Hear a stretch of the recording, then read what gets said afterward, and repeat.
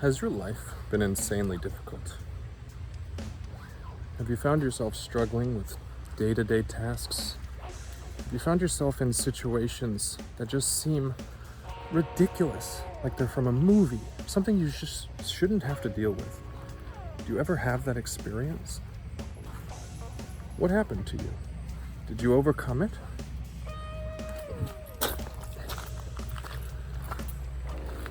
You're still alive if you're watching this video, right? What was the purpose of all this trauma? All these bad things? Why do they exist? Why do we take them the way we take them? How come growth never happens from something easy? Why does it always have to be something difficult to cause you to grow, to stimulate you to grow? Why is that the case? If you meet someone in the world and they've had a perfect life and nothing has ever happened to them, I would tell you that that person is unable to possess wisdom. They may have read things and learned things and experienced life, but not what you've experienced, not the adversity, not the trauma. How has it affected who you are? Has it made you more empathetic? Has it made you stronger? What has it done to you, these struggles? When you help other people, do you think and realize that you never would be able to do that without those struggles? Wisdom demands the gutter. In order to be wise, you have to first be so unwise that wisdom is necessitated by it. You don't learn by seeing other people do things. In the long run, the only way you can learn is by doing it yourself or by experiencing it. So wisdom is gained through pain, trauma, heartbreak, adversity, as we said before, which adversary is the devil, right? God, the Redeemer, the Creator. All of those energies, though, exist with and without you. And in you, the adversity, it's disguised. It's also God. Don't take this to mean that, has nothing to do with Christianity in this statement, but God is everything. So, that being stated, in some ways, God may be the devil. I'll take it for what I mean and not for what it sounds like. That in order to grow you into the thing that God within you wants to be, or desires, or will be, or is already in the future, in order for those things to happen, there must be a catalyst. Because if nothing happens to you, you'll simply sit there in comfort and never grow and never learn. So, in this way, God creates the adversary.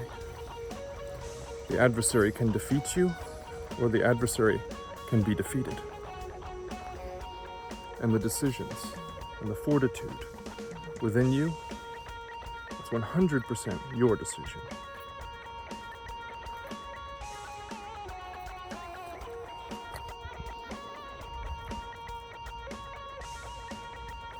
God. So, if God is all parts of you, and all parts of everything you experience, and God has given you the ability to get where you want by turning on your own adversaries and challenges in this life,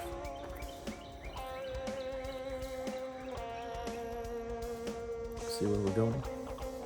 This is you. You're in charge of this.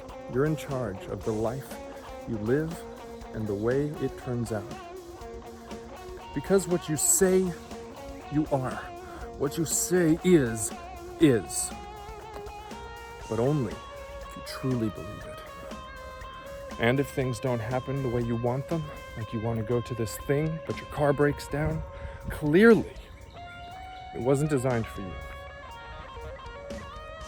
You don't know it, but you designed it that way for yourself.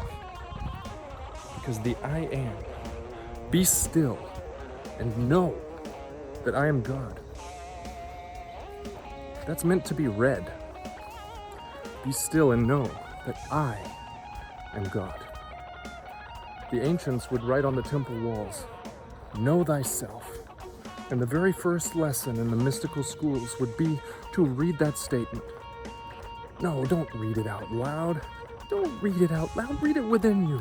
Because when you say, know thyself, and you tell yourself you want to know yourself, then and there, you have finally met yourself. This is the trick to it all. Know thyself.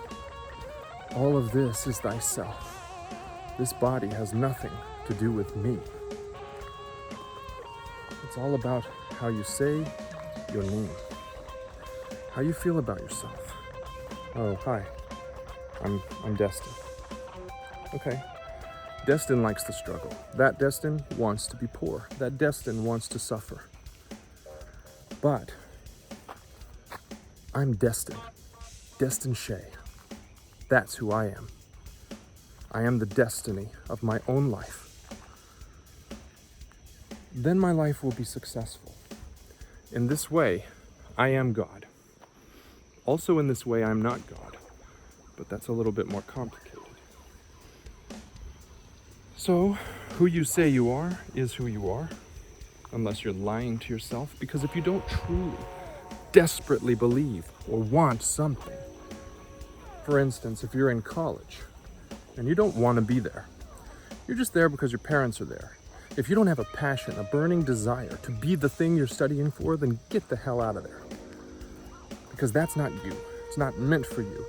And you're going to give yourself cancer by doing the things that are not you. This life, this world, there is power here. And the power comes from what you say. Don't say bad things to yourself. If you can't look yourself in the mirror, you need to fix that first. Because if you can't look at yourself and know that I am an all-powerful God within a man, given this power by Creator, by self, by consciousness.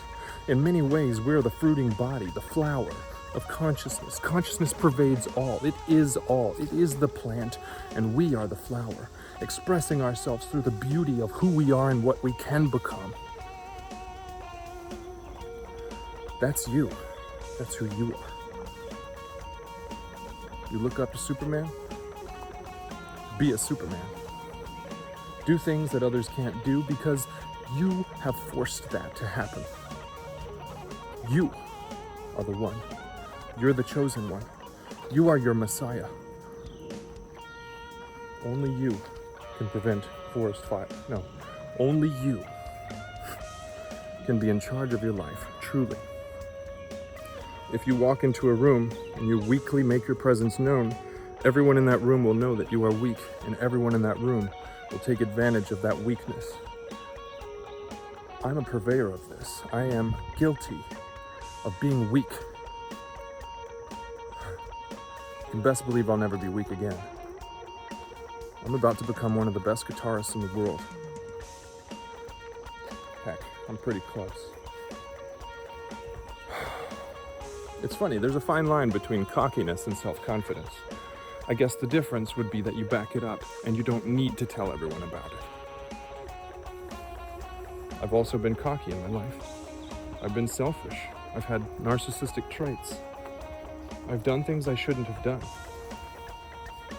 But that's because wisdom demands the gutter. If you haven't been down in the streets, peddling for coins to buy little plastic handles of alcohol so you can get drunk and sleep on a park bench, then how the hell are you supposed to tell someone to get off that damn park bench? How? If you haven't stolen something, how can you tell people the true depth of what it means to steal and how it affects you? How can you genuinely claim to be an expert in helping someone else if you've never experienced it? So in this way, wisdom demands the gutter. Wisdom demands the bottom of the hole. Wisdom demands you be buried 6 feet under and rise from the grave and say, screw you. This is my world. I will make it better than when I got here. I am in charge of my destiny, and I'm destined. And I want you to remember to be still. And when life makes you feel like you just can't do it, then say, thank you. Thank you. Because I can do it. That's why it's here. I gave this to myself, I've created this, and I'm gonna do it. With this mentality, you will rule the world. But with this mentality, you may not want to. I love you, and as always, be freaking still.